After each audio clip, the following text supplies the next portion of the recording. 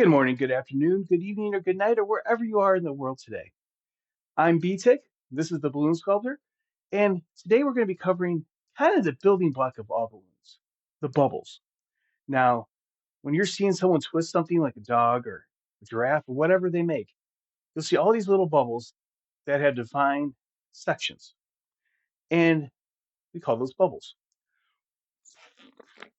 The cool thing about doing bubbles is they push the air down. So the rule of thumb that I go by if I'm trying to figure out making something new about how much air I might need, is roughly for every one twist like that I make, I'm going to want about a half inch of balloon tail because that's just going to push it all the way down there. And I'll show you. You see how much tail we have right now? And I'm going to make just a regular string of pearls, let's say. Now, this is one of my favorite finger exercises. It lets my brain keep the size going consistently. It lets my hands work on my muscle memory. And as I go, the balloon just keeps doing what it's supposed to do. So you can see how little tail I have now compared to when I started, but I have all that balloon. Now, here's the thing with balloon bubbles. If you let go of your first one or last one without them being twisted into something, well, they like to dance. Yeah.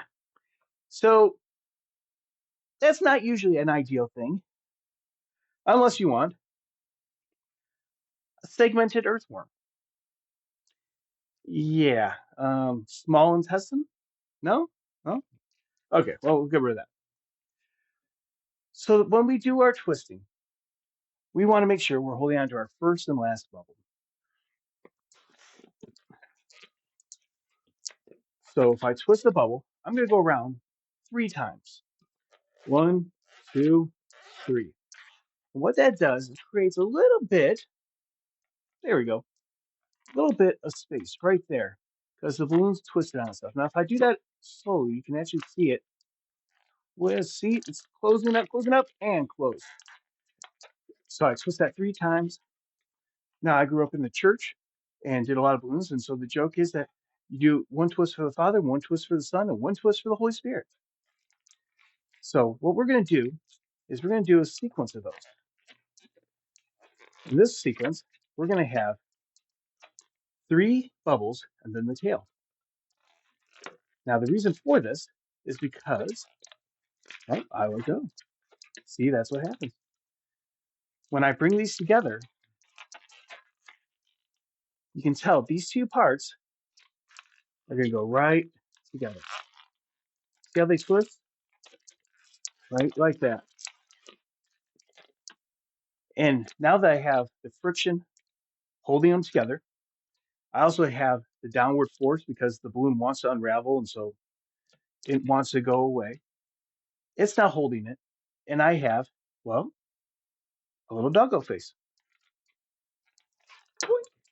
There we go. Now, cool thing about this is you can do a sequence of 3 bubbles, 4 bubbles, 5 bubbles, 10 bubbles. It matters what you're making. The key is hold on to that first bubble and that last bubble. So I can do it again. Make my one bubble here, another bubble here. So I have my neck, my leg, my body.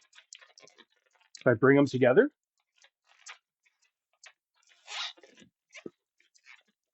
there we go. We'll do that one more time.